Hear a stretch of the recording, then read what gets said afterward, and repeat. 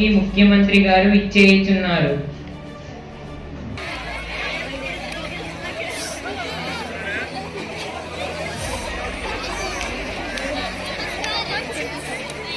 సభకి స్పీకర్ వస్తున్నారు.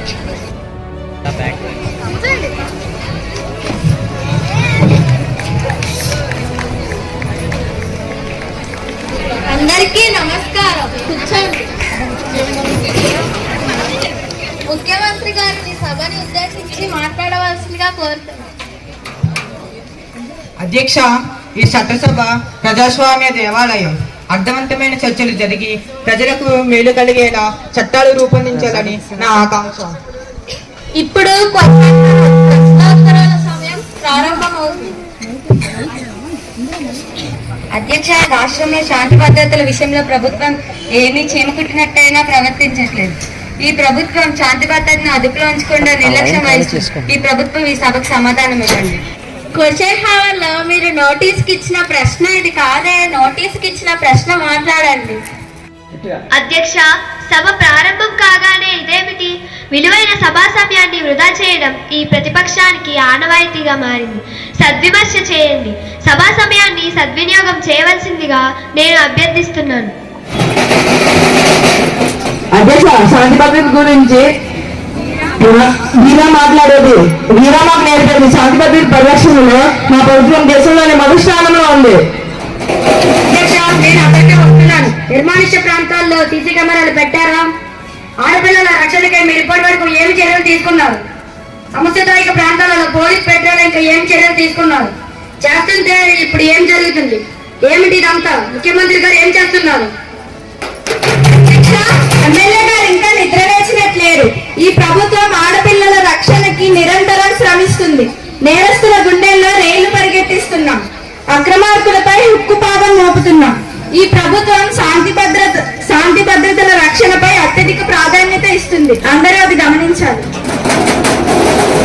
అధ్యక్ష, అయితే ఇంకా నేరాలు ఎందుకు జరుగుతున్నాయి? ఈ ప్రభుత్వానికి పరిపాలించే అర్హత లేదు.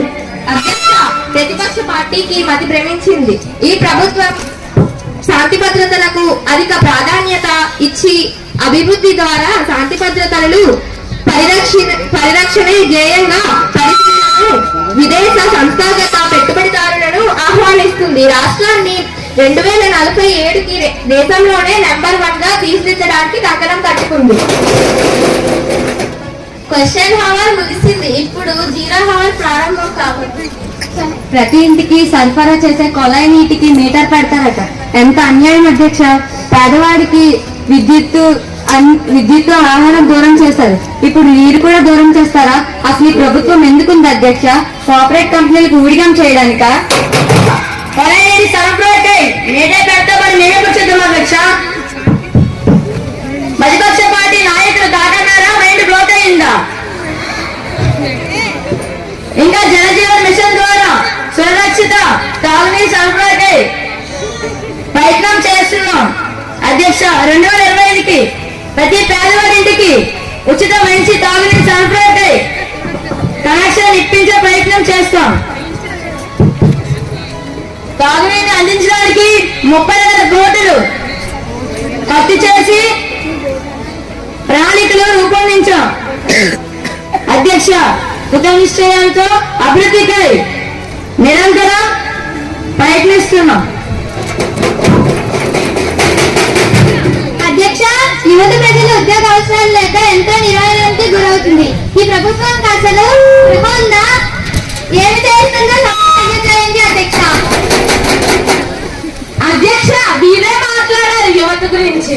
మా ప్రభుత్వం ఉద్యోగార్థులకి ఎంతో మేలు చేస్తుంది. వారి నైపుణ్యం మెరుగుపరచడానికి ఎన్నో శిక్షణ కార్యక్రమాలు రూపొందించి అమలు చేస్తున్నాము అధ్యక్ష, విలువైన సభా సమయాన్ని వృధా చేయడానికి ప్రత్యక్ష పార్టీలు సభకు వస్తున్నాయి. వీరికి సభ అంటే గౌరవ మర్యాద లేవు అధ్యక్ష, లేవు.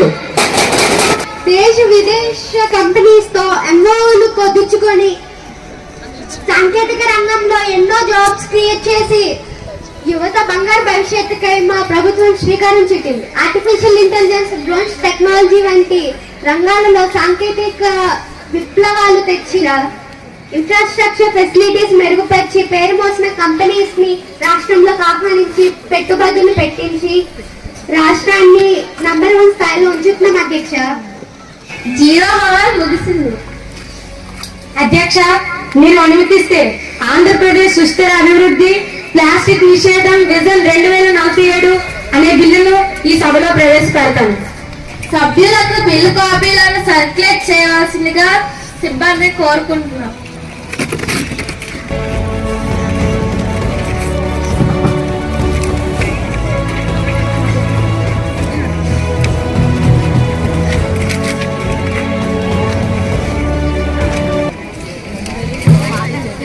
అధ్యక్ష, ఈ బిల్లు పర్యావరణ పరిరక్షణకై ఉద్దేశించినది. ఇందులోని ముఖ్యాంశాలు మీకు చదివి వినిపిస్తాను. క్లాజ్ నెంబర్ 1, ఈ చట్టం ప్లాస్టిక్ ని ఏ రూపంలోనైనా నిషేధిస్తుంది. క్లాజ్ నెంబర్ 2, విద్యాలయాలు, ప్రభుత్వ కార్యాలయాల్లో single use plastic polythene covering ను పూర్తిగా నిషేధించడమైనది. క్లాజ్ నెంబర్ 3, తోపుడు బండ్ల ద్వారా వ్యాపారం చేసేవారు, హోటల్స్ మరియు ఏ వ్యాపార వర్తక సంస్థ అయినా పాలిథిన్ కవర్ల ద్వారా పార్సిల్ ఇవ్వకూడదు. క్లాజ్ నెంబర్ 4, ప్లాస్టిక్ కవర్లు, సంచులు వర్తకుల వద్ద కనిపించినా నిల్వ ఉన్న వాటితో వ్యాపారం చేసిన ప్రజలు ప్లాస్టిక్ కవర్లలో కూరగాయలు, టిఫిన్లు తీసుకొచ్చినట్టు కనబడినా 500 రూపాయల జరిమానా విధించడం అవుతుంది. జరిమానా చెల్లించడంలో విఫలమైతే 10 రోజులు అనాథ శరణాలయాల్లో, వృద్ధాశ్రమాల్లో, ప్రభుత్వ హాస్పిటల్స్ లో, ఉద్యానవనాల్లో సేవ చేయాలి. ఇంకా ఈ అంశంపై ఎవరైనా సూచనలు చేస్తే స్వాగతిస్తాం. అధ్యక్ష, ఈ చట్టం క్లాజ్ నెంబర్ 1 లో ప్లాస్టిక్ ను ఏ రూపంలోనైనా నిర్దేశించబడుతుంది అని ఉంది. అంటే packaged drinking water, plastic water cans ద్వారా నీరు అమ్మడానికి మరియు కొనడానికి వర్తిస్తుందా? ప్రజలు ఆహారం నిల్వ ఉంచడానికి ఉపయోగించే పదార్థాలు ప్లాస్టిక్ కంటైనర్స్ కు లేదా బాక్సులకి వర్తిస్తుందా? ప్రతిపక్ష సభ్యులు ఇన్నాళ్ళకి ఒక మంచి సూచన చేశారు. క్లాస్ నెంబర్ 1 లో సవరిస్తాను. ప్రస్తుతానికి plastic boxes, water containers, plastic bottles కి 2 సంవత్సరాల వరకు కాల పరిమితి ఇస్తున్నాను. ఆ తరువాత ఫుడ్ ప్రాసెసింగ్ లో ప్లాస్టిక్ ని పూర్తిగా నిషేధించడం జరుగుతుంది.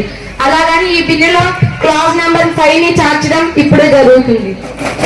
అధ్యక్ష, నేను ఒక సూచన చేస్తున్నాను. ప్రజలకి ప్లాస్టిక్ కంటైనర్స్ లో ఆహారం నిల్వ చేయడం వల్ల వారి ఆరోగ్యానికి కలిగే నష్టాలను వివరిస్తూ అవగాహన కార్యక్రమాన్ని రూపొందించడం ఈ చట్టంలో భాగంగా రూపొందించమని మనవి చేస్తున్నాను. అలాగే తప్పకుండా, ఎందుకంటే ప్రజల సుస్థిర ఆరోగ్యానికి ఈ ప్రభుత్వం అధిక ప్రాధాన్యత ఇస్తుంది. దానికై కట్టుబడి ఉంది. ఇంకా ఎవరైనా సలహాలు, సూచన? గౌరవనీయ మంత్రి గారికి చిన్న వినపం. ఈ చట్టం అమల్లో విద్యార్థుల్ని ప్రచారకర్తలుగా నియమిస్తే బాగుంటుంది. ఎందుకంటే దేశ భవిష్యత్తు విద్యార్థుల చేతిలో ఉంది. అధ్యక్ష, తప్పకుండా చేద్దాం. వాతావరణ మార్పు, గ్లోబల్ వార్మింగ్ పట్ల విద్యార్థులకు అవగాహన కలిగించాలి. సస్టైనబుల్ డెవలప్మెంట్ మన లక్ష్యం. కావున ప్లాస్టిక్ ప్రత్యామ్నాయ మార్గాలను అన్వేషించి భావి భారత తరాలను కాపాడాలి. అధ్యక్ష, ఇదొక మంచి పరిణామం. చట్టానికి రాజకీయాలకు అతీతంగా మేము మద్దతు ఇస్తాం. అయితే అధ్యక్ష, ఈ చట్టాన్ని అమలులో ఎలాంటి అలసత్వం చూపకుండా, వెనకడుగు వేయకుండా అమలు పరచండి. అధ్యక్ష, నేను దీనిపై ఒక సూచన చేస్తున్నాను. ఈ చట్టం అమలు చేసే ముందు మనం దీనిని ఆచరించి అప్పుడు దీనికి ఆదర్శం అవుతుంది. అధ్యక్ష, ఈ చట్టం అమలులో నా నియోజకవర్గాన్ని మోడల్ గా తీర్చిదిద్దుతాను. ప్రభుత్వానికి మంచి పేరు తీసుకొస్తాను. అధ్యక్ష, ఈ చట్టం అమలులో ప్రజలు ఆ భాగస్వామ్యంపై ఆధారపడి ఉంటున్నారు. ప్రజలు ఈ చట్టం అవగాహన కార్యక్రమాలు రూపొందించవలసిందిగా సభను కోరుకుంటున్నాం. ఒక మంచి ప్రయత్నం.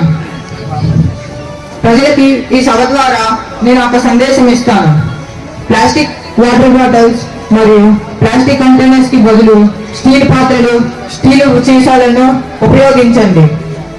వేడి ఆహారాన్ని ప్లాస్టిక్ బాక్సుల్లో, ప్లాస్టిక్ వాటర్ బాటిల్లో వేసి ఉపయోగిస్తే అది మన ఆరోగ్యానికే హాని చేస్తుంది. క్యాన్సర్ లాంటి భయానిక రోగాలకి అది దారితీస్తుంది. కావున ప్రజలు ప్లాస్టిక్ కి పూర్తిగా దూరం కావాలి. రాబోయే తరాలకి మనం ఒక మంచి వాతావరణాన్ని అందివ్వాలి. సభా వ్యవహారాల మంత్రి గారు ఈ బిల్లుపై ఓటింగ్ కండక్ట్ చేస్తున్నాను.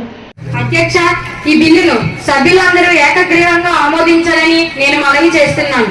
అయినా సరే ఓటింగ్ ఈ ప్రొసీజర్ లో భాగంగా నిర్వహించండి. ఇప్పుడు ఆంధ్రప్రదేశ్ సుస్థిర అభివృద్ధి ప్లాస్టిక్ నిషేధం విజన్ 2047 బిల్లుపై ఓటింగ్ జరుగుతుంది. ఓటింగ్ కి మద్దతుగా ఎస్ అయితే ఆయని, నో అయితే నే అని మద్దతు తెలపండి.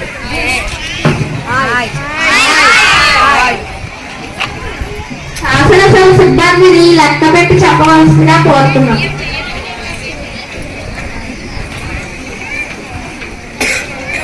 అధ్యక్ష 175 మంది ఆయని తెలిపారు.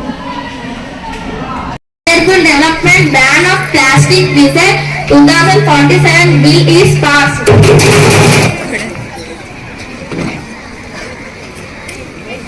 I respect sir, this is the new bill of Andhra Pradesh Assembly recently approved Andhra Pradesh Sustainable Development Ban of Plastic Vision 2047. I am glad to take this concern for your kind approval, sir. This is a game changer, sir. Key to development and sustainable of future. Oh yes, good. This bill is unanimously approved and thoroughly discussed in 3 rounds. Excellent.